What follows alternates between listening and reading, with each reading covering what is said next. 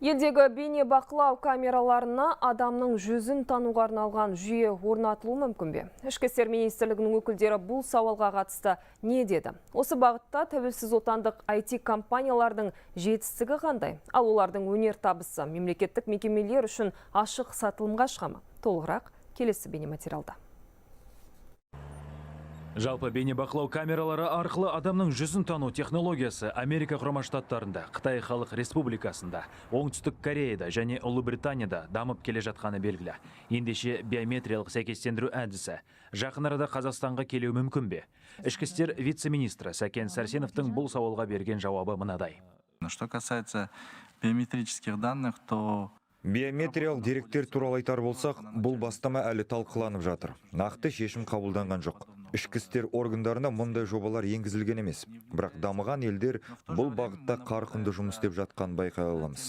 Тың технология арқылы қылмыскерді және оның орналасқан жерін тез анықтауға болады.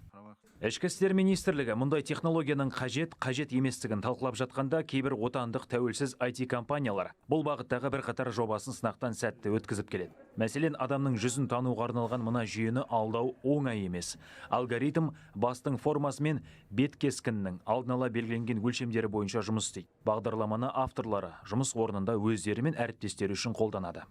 Біріншіден ол бейне, адам бейнесі басқа жануарлардан бөлек. Мысалға, маймыл, иттермен шатастырмау үшін бейнесін алады.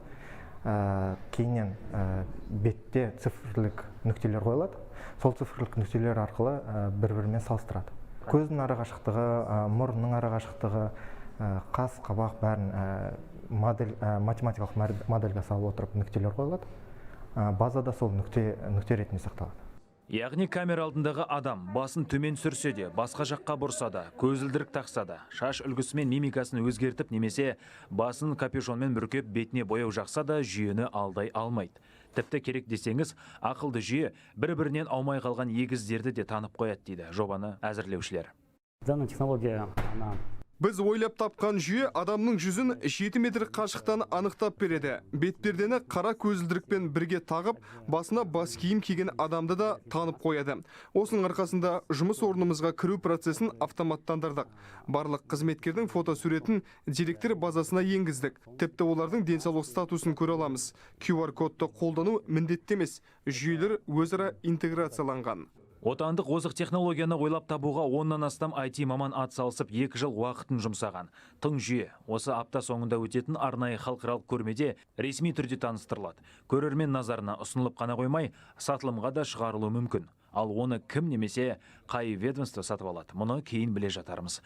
Мейірлан Алтынбек, Ербол Дайыров, Болат Абдуллин, Хабар 24, Елорда.